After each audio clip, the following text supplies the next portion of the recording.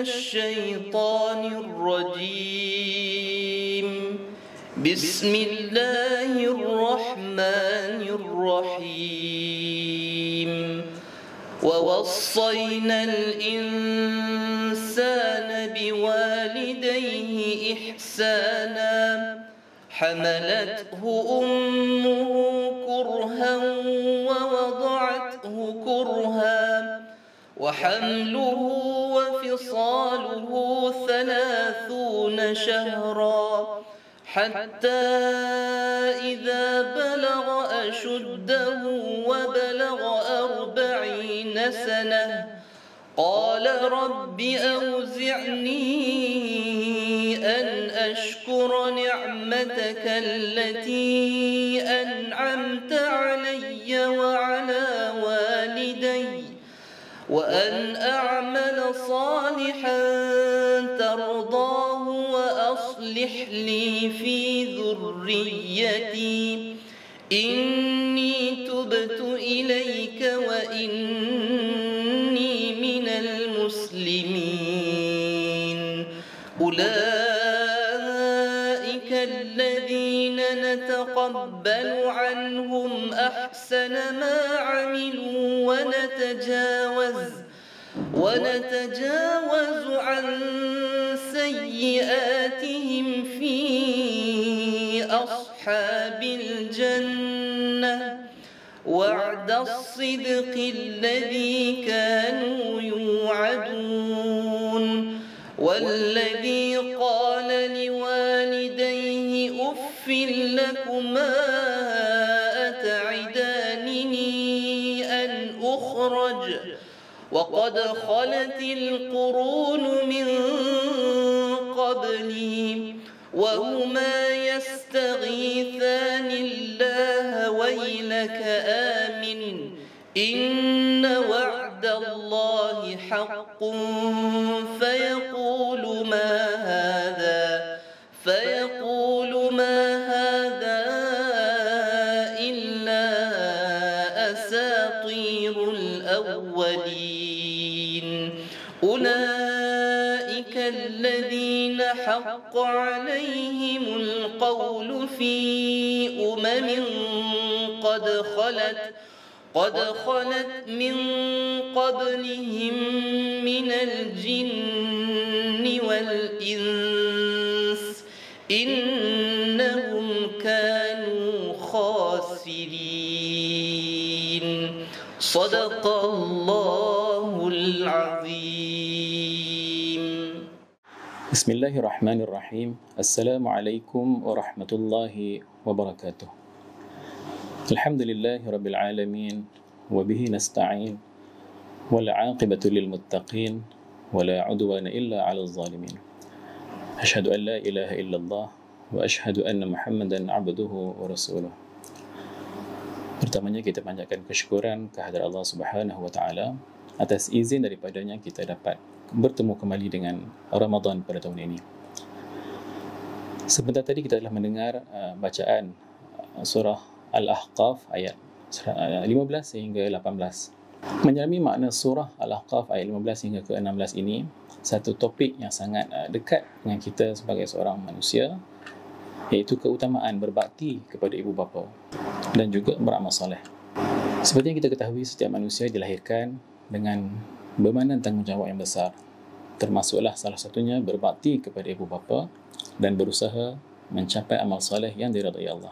Dalam surah Al-Ahqaf ayat 15 hingga 16, Allah mengingatkan kita tentang kesusahan, kepayahan ibu yang mengandungkan kita, melahirkan, serta keperluan untuk mensyukuri nikmat Allah dengan berbuat baik kepada ibu bapa.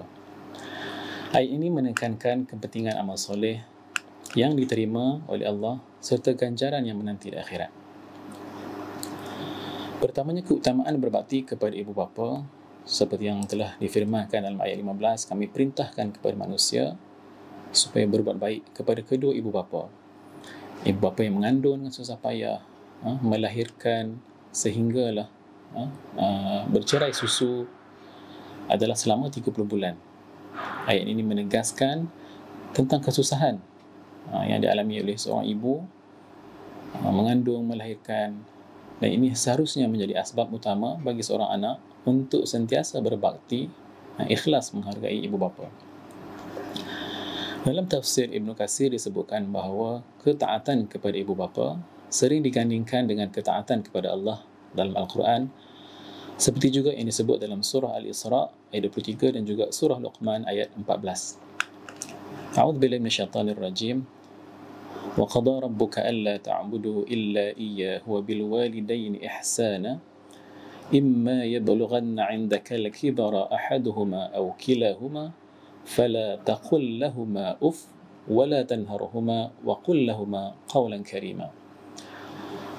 Ayat ini daripada surah Al-Isra ayat 23 yang bermaksud, dan Allah telah perintahkan supaya kamu tidak menyembah selainnya semata-mata dan hendaklah kamu berbuat baik kepada ibu bapa. Jika salah seorang dari keduanya atau kedua-duanya sekali sampai kepada umur tua dalam jagaan dan peliharaanmu, maka janganlah engkau berkata kepada mereka sebarang perkataan yang kasar, termasuklah perkataan yang disebut dalam surah ini, berkata uff ataupun sebarang helaan, celaan yang menunjukkan konotasi yang negatif. Dan janganlah engkau menengking, menyergah mereka, tetapi katakanlah kepada mereka qawlan karima, perkataan yang mulia, yang bersopan santun dan baik. Seterusnya dalam surah Luqman ayat 14, A'udzu billahi minasyaitonir rajim. Wa wasaina al-insana biwalidayhi hamalathu ummuhu wahnan 'ala wahnin wa fisaluhu fi 'amain an ishkur li wa liwalidayka ilayya al-masir. Dalam surah ini juga Allah menyebut dan kami wajibkan manusia berbuat baik kepada kedua ibu bapa. Ibu bapa yang telah mengandung dengan menanggung kelemahan demi kelemahan. Wahnan ala wahnin. Dari awal mengandung hingga akhir menyusu. Dan tempoh menceraikan susunya ialah dalam masa amain, 2 tahun. Dengan demikian bersyukurlah kepada Allah dan kepada kedua ibu bapamu. Dan ingatlah kepada akulah jua tempat kembali untuk menerima balasan. Ini menunjukkan bahawa berbuat baik kepada ibu bapa adalah ibadah yang amat besar di sisi Allah Subhanahu wa taala. Begitu juga dalam kisah yang kita biasa dengar, kisah Sa'ad bin Abi Waqqas, yang juga menjadi pengajaran tentang ketaatan kepada ibu bapa tidak boleh melampaui ketaatan kepada Allah. Bagaimana ibu Sa'ad bin Abi Waqqas pernah mengugut, mengancam untuk tidak makan dan tidak minum jika Sa'ad tidak meninggalkan Islam. Namun Allah menurunkan ayat ini sebagai peringatan bahawa ketaatan kepada ibu bapa mesti dalam batasan syariat. Yang keduanya mensyukuri nikmat dan amal soleh. Allah menggambarkan bagaimana seseorang yang mencapai usia 40 tahun berdoa kepadanya. Dalam ayat ini ada doa yang disebutkan, maksudnya, wahai Tuhanku, tunjukilah aku untuk mensyukuri nikmat-Mu yang telah Engkau berikan kepadaku dan kepada kedua ibu bapaku, dan supaya aku dapat berbuat amal yang saleh yang Engkau redai. Berilah kebaikan kepadaku dengan memberi kebaikan kepada anak cucuku. Sesungguhnya aku bertaubat kepadamu dan sesungguhnya aku termasuk orang-orang yang menyerah diri.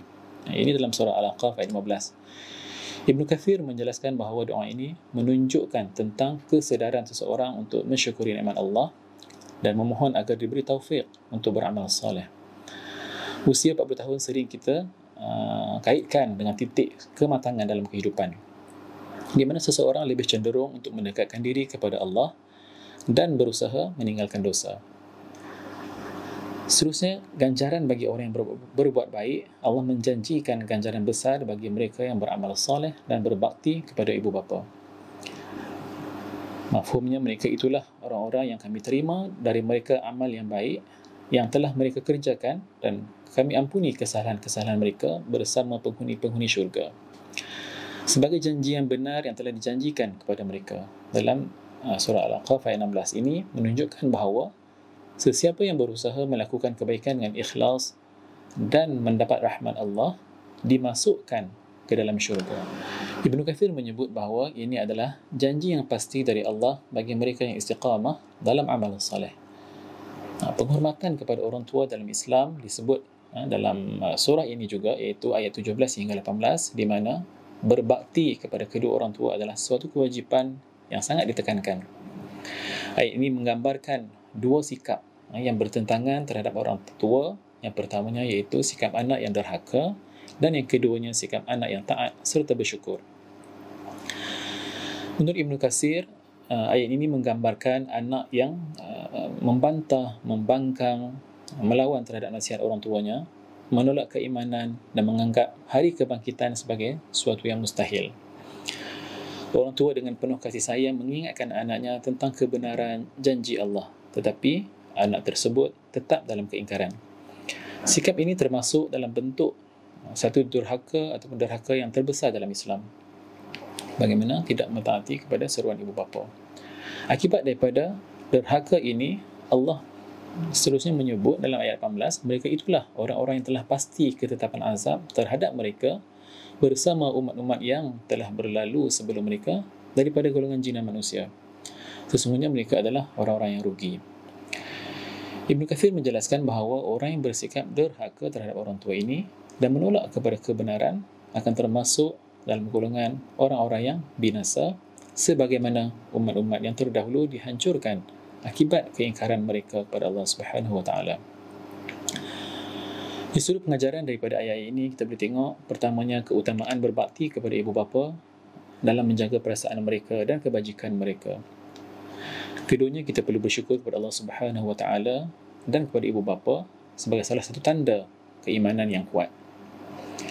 Seterusnya, doa pada usia kematangan 40 tahun tadi, iaitu usia kematangan, menunjukkan bahawa insan yang matang akan sentiasa mendekatkan diri kepada Allah Subhanahu wa taala, berusaha ke arah kebaikan. Amal soleh yang diterima dan dosa diampuni bagi mereka yang benar-benar ikhlas dan istiqamah dalam ibadah. Dan akhirnya ganjaran syurga bagi orang-orang yang bertakwa yang berusaha memperbaiki diri dan keluarganya. Dalam ayat ini kita dapat lihat bagaimana perintah berbakti kepada orang tua dalam Islam ini menunjukkan pentingnya seorang anak untuk menghormati, seperti yang disebutkan tadi, menyayangi, mendoakan kedua orang tuanya. Bahkan dalam hadis Rasulullah SAW disebut bahawa ridha Allah fi ridhal walidain. Ridha Allah bergantung kepada ridha orang tua, dan kemurkaan Allah itu juga bergantung kepada kemurkaan orang tua. Seterusnya, ayat ini memberikan peringatan keras kepada mereka yang derhaka terhadap orang tua.